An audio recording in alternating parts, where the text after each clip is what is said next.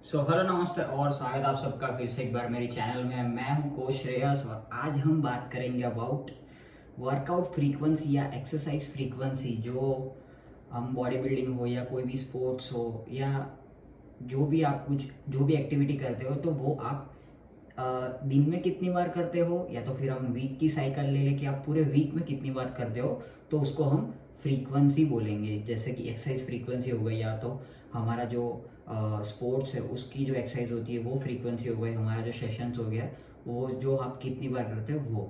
तो आज हम उसी के ऊपर बात करेंगे। तो जब भी हम एक्सरसाइज फ्रीक्वेंसी की बात करते हैं तो वो पर्सन टू पर्सन और स्पोर्ट्स बाय स्पोर्ट्स डिफरेंट होती है, सबकी अलग अलग होती है फ्रीक्वेंसी।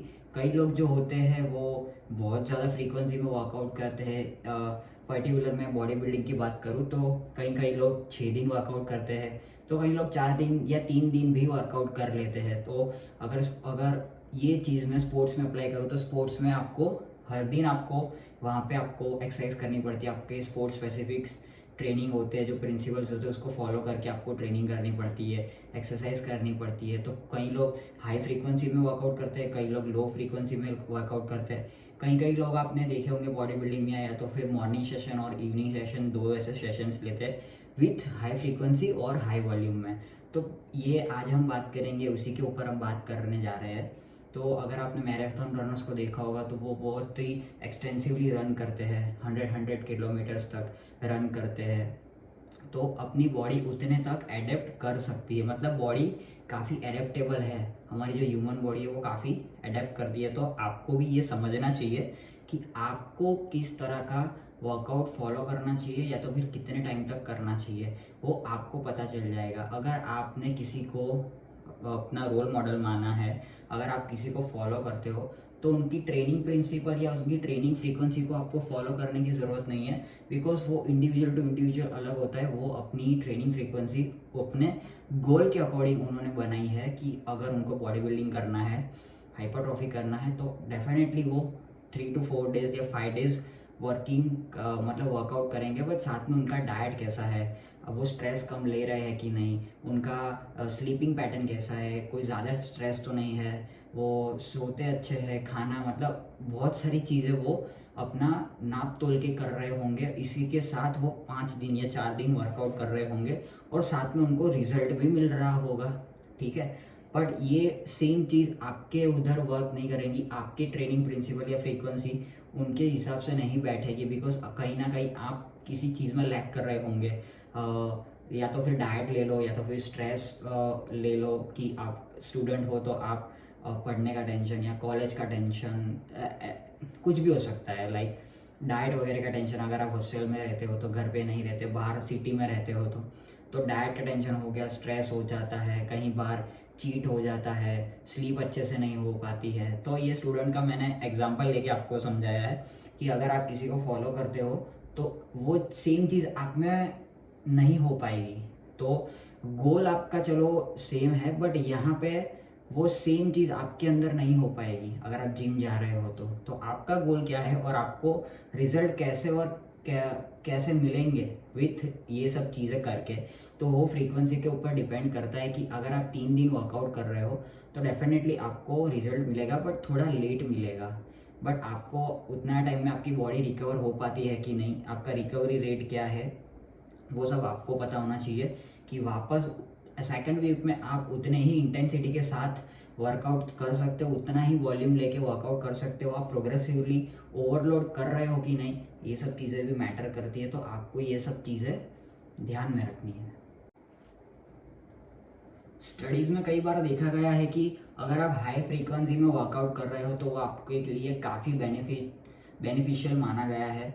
बट ये उन लोगों की बात नहीं है जो 9 to 5 या 9 to 6 जॉब कर रहे हैं, या तो स्टूडेंट लाइफ है, आपका कोई स्पोर्ट्स स्पेसिफिक गोल है, ठीक है, तो आप उसके ऊपर काम करोगे, राइट। कि अगर आपको चलो बॉडी बिल्डिंग करना है तो अगर आप बॉडी बिल्डिंग कर रहे हो साथ में कोई स्पोर्ट्स भी खेल रहे हो, तो अगर आपका बॉडी बिल्डिंग में ज़्यादा हो गया, मतलब आपने एक्सरसाइज एक्सटेंसिवली कर ली, अपना जो ट्रेनिंग पैटर्न है उसको अच्छे से मतलब फॉलो तो कर लिया, बट आपके स्पोर्ट्स स्पेसिफिक ट्रेनिंग में आप पीछे रह गए, तो वो वहाँ पे आपको दिक्कत आ सकती है, बिकॉज आपका स्पोर्ट्स वहाँ पे खेलना ज़रूरी था। वो जो पैटर्न थी, जो एक्सरसाइज थी, वो आपकी स्ट्रेंथ बिल्डिंग या तो फिर एंड्योरेंस बिल्डिंग के लिए आपके लिए डिज़ाइन की गई हुई थी, बट आपका मेन गोल तो आपका स्पोर्ट्स था।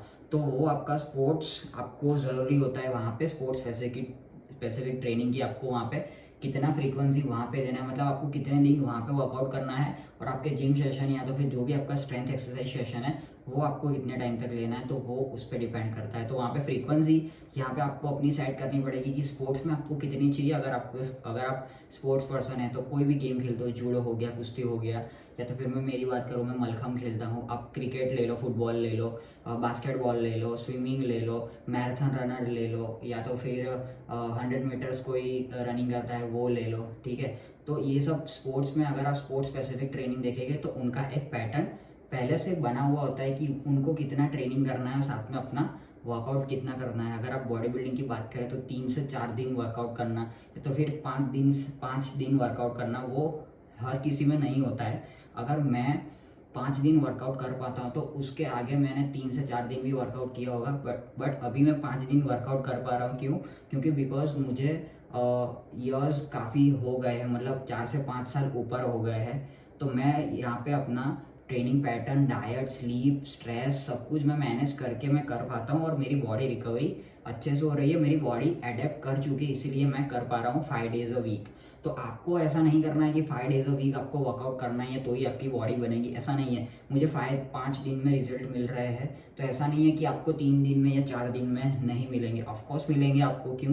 क्योंकि आपकी बॉडी पैटर्न अलग है, आपका बॉडी टाइप अलग है। अगर आप क्या डाइट ले रहे हो, तो आपका स्ट्रेस कैसा है, मतलब आप में है कि नहीं, स्ट्रेस ज़्यादा ले रहे हो कि नहीं। कोई भी टाइप का स्ट्रेस हो सकता है, लाइक मनी स्ट्रेस हो गया, ठीक है। अगर आप सो नहीं पाते तो आपका स्लीपिंग स्ट्रेस है, ठीक है। बिजनेस में कोई प्रॉब्लम आ गया है तो वो एक स्ट्रेस हो गया है, तो आपका बिजनेस रिलेटेड कोई स्ट्रेस है, फैमिली स्ट्रेस है, ठीक है, रिलेशनशिप स्ट्रेस होता है। तो ये सब स्ट्रेस भी मैटर करते हैं यहाँ पे।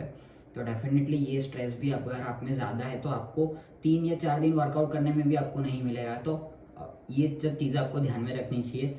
और एक मेन बात कि मैं 5 दिन वर्कआउट कर रहा हूँ, ठीक है, तो मुझे तो काफ़ी टाइम हो गया, तो आपको एकदम से स्विच नहीं करना है, ठीक है। तो ये सब चीज़ आप कब आपको मालूम पड़ेगी कि आपको एकदम से स्विच करोगे तो क्या होगा, इंजरी के चांसेस काफ़ी बढ़ जाएंगे, बॉडी रिकवर नहीं होगी, साथ में आपकी डाइट सही नहीं होगी तो आप बीमार पड़ सकते हो, जल्दी से आपको बीमारी लग जाएगी, इंजरी बढ़ जाएगी, और आप कई महीनों तक वर्कआउट नहीं कर पाओगे। तो एकदम से आपको कभी भी फ्रीक्वेंसी चेंज नहीं या स्विच नहीं करनी चाहिए किसी को देख के।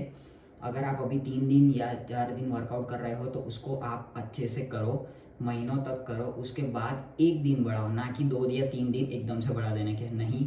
अगर आप 3 दिन वर्कआउट कर रहे हो तो उसके बाद आप 4 दिन वर्कआउट करो with proper diet, with proper rest, और अपनी लाइफस्टाइल थोड़ी चेंज करो। 4 दिन वर्कआउट करो सेम, उसके बाद थोड़े टाइम बाद आप 5 दिन करो, और बॉडी एडेप्ट हो जाए उसके बाद ही आपको दिन या अपनी फ्रीक्वेंसी अच्छे से बढ़ानी है विथ हाई वॉल्यूम, या तो फिर अपना हाई फ्रीक्वेंसी कर सकते हो। तो अगर आप अभी नए हो तो डेफिनेटली आप अपना वर्कआउट 2 से 3 दिन ही करो, उसके बाद आप थोड़े टाइम बाद 4 दिन करो, उसके बाद आप 5 दिन वर्कआउट कर सकते हो। तो तभी आपकी बॉडी अच्छे से एडेप्ट हो पाएगी, रेस्ट अच्छे से मिलेगा तो बॉडी अच्छे से ग्रो होगी।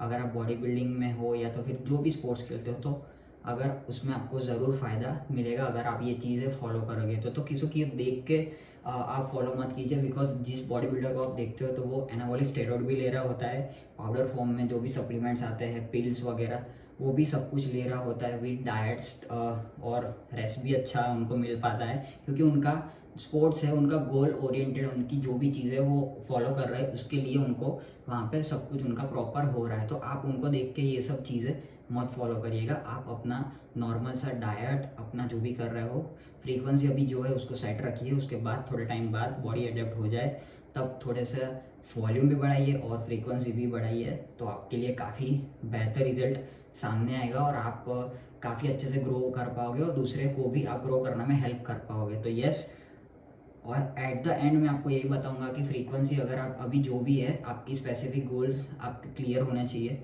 तो उस हिसाब से आपको अपनी फ्रीक्वेंसी सेट करनी है। अगर आपको कोई भी दिक्कत आ रही है तो प्लीज़ रीच आउट मी, आप मुझे कमेंट सेक्शन में बता सकते हो या तो फिर मुझे कांटेक्ट भी कर सकते हो आप ईमेल थ्रू या मेरे व्हाट्सएप थ्रू। तो यहाँ पे आपको नीचे नंबर आ जाएगा, आप मुझसे मुझे व्हाट्सएप कर सकते हो अगर आपको कोई भी दिक्कत आ रही है तो मैं आपको अच्छे से समझा पाऊँगा। तो वीडियो मेरा यहीं तक था कि हफ्ते में हमको कितना दिन वर्कआउट करना चाहिए। तो जैसे कि मैंने आपको बताया कि अगर आप एक बॉडी बिल्डर के तौर पे अभी आप देख रहे हो तो डेफिनेटली आप जो भी अभी कर रहे हो 3 से 4 दिन तो आप अच्छे से करो तो आपको फ़ायदा मिलेगा। तो उसके बाद थोड़े टाइम बाद आप अपना एक दिन बढ़ा सकते हो विथ प्रॉपर डाइट रेस्ट, तो ही आपको अपना जो रिजल्ट है वो मिल पाएगा। तो yes, thank you so much video देखने के लिए, और वीडियो को लाइक ज़रूर करिएगा और नए हो तो प्लीज़ चैनल को सब्सक्राइब जरूर करिएगा। Thank you so much. जय हिंद।